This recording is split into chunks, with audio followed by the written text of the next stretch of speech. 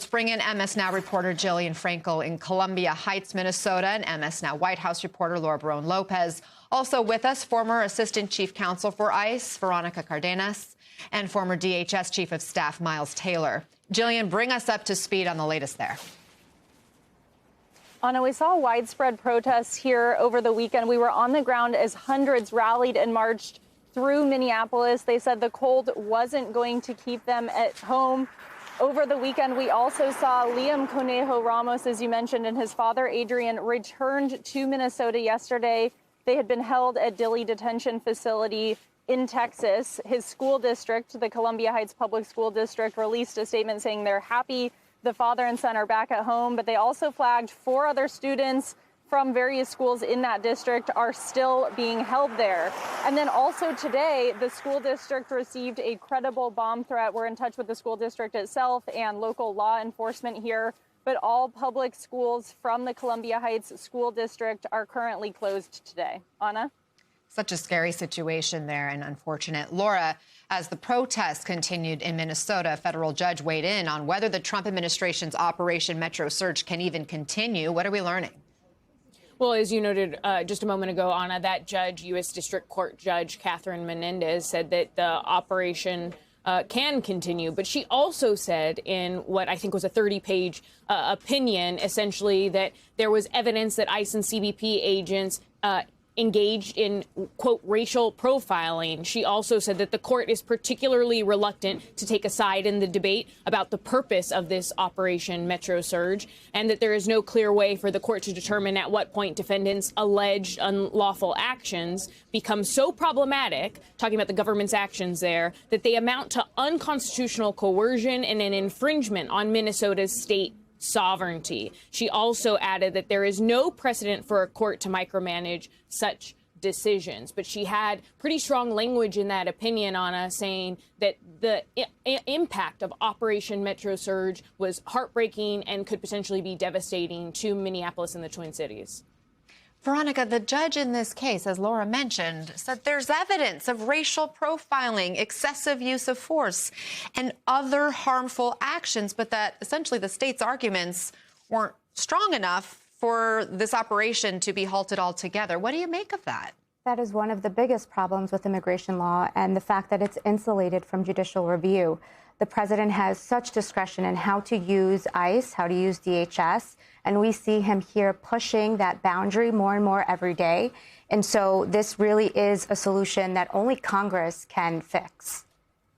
Miles, ProPublica is now reporting on the identities of the 2 law enforcement officers who allegedly shot at Alex Pretty, and MS Now has not independently verified the reporting. The publication says they viewed government documents naming the 2 and attempted to reach out to the agencies involved. They identify these 2 people involved as 43-year-old Border Patrol agent Jesus Ochoa and 35-year-old Customs and Border Protection Officer Raimundo Gutierrez. Now, Ochoa is reportedly a Border Patrol agent who joined ZBP in 2018. ProPublica says Gutierrez joined in 2014 and works for CBP's Office of Field Operations. He's assigned to a special response team, which conducts high-risk operations like those of police SWAT units. And records show both men are from South Texas. Miles, why the lack of transparency from the administration about who was involved here, what their training was, and specific protocols, and what should happen when it comes to accountability?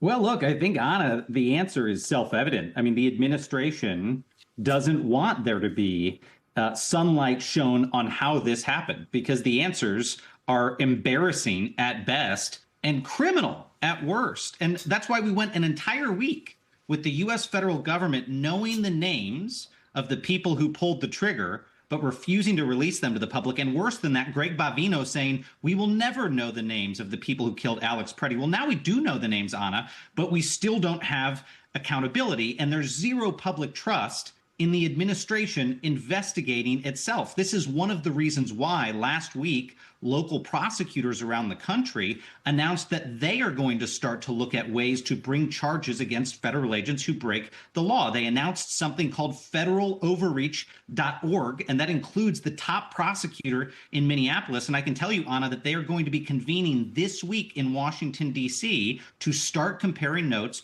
on on how to charge law-breaking federal agents because there is such little confidence that the federal government will police itself. Meantime, Laura, President Trump is now ramping up his rhetoric against ICE protesters. What's the latest from the White House on that? That's right. So the president over the weekend essentially not de-escalating, not changing his tone about operations in cities like Minneapolis and saying that if he feels as though officers are under threat, that then those protesters will suffer. Take a listen. If they do anything bad to our people, they will have to suffer. I'm sorry.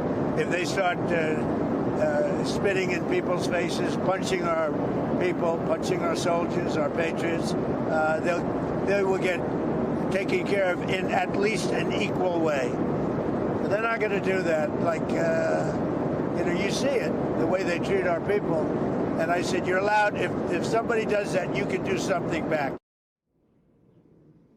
So, Anna, I know that we've talked a lot in the last week about whether or not this administration is trying to de-escalate or scale back or draw down. But there's no evidence that a large amount of agents are leaving Minneapolis. And all of the signals point in the other direction, which is that the administration is continuing on with their aggressive immigration enforcement tactics. And I have new reporting also that they are expected to potentially head to Ohio as early as this week to target Haitian immigrants because temporary protected status is going to expire this week, and that is where they may surge next, Anna.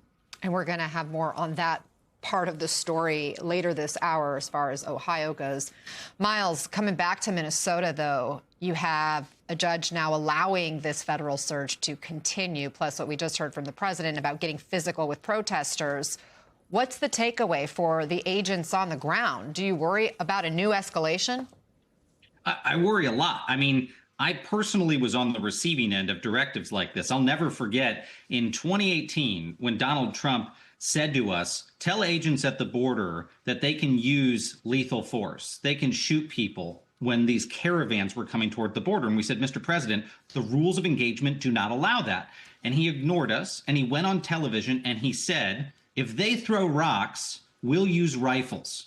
And we had to call the president. I remember we were on a flight to New York City, had to call the president from the plane and say, Mr. President, you cannot say that. They cannot use lethal force if someone's throwing a rock. So I think this is another example that Trump is not backing down. And another reason, Anna, that this is an illusion is that this week, the president has threatened to cut off all federal funding to 14 U.S. states, all blue states, if they don't let him do what he did in Minnesota. All federal money, that's public safety money, that's transportation money. He's threatening to hold blue states hostage if they don't let him do what he's already done in that Midwestern state of Minnesota. That's not a sign of an administration backing down.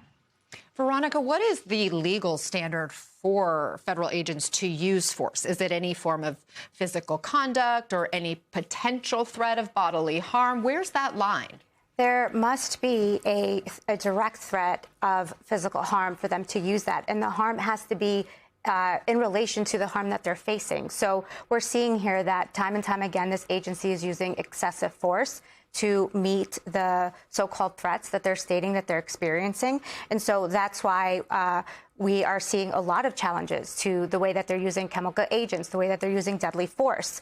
And the law on this part is clear, but what's not so clear is what is the personal liability of those federal agents. And time again, we're seeing that this administration is defending all of their officers, stating that they have absolute immunity, stating that, DHS is going to investigate DHS, right? Like the fox guarding the hen house. And so we are seeing that this administration is going to great lengths to protect this type of conduct by ICE and by DHS. You used to be inside the administration, not this administration, but the federal government and working with ICE. Do people who are there in this agency now appreciate what's going on? I mean, how do they feel about this? I think that's a very challenging time to be at DHS right now, especially for some of the longer employees who've been here and who this is their career.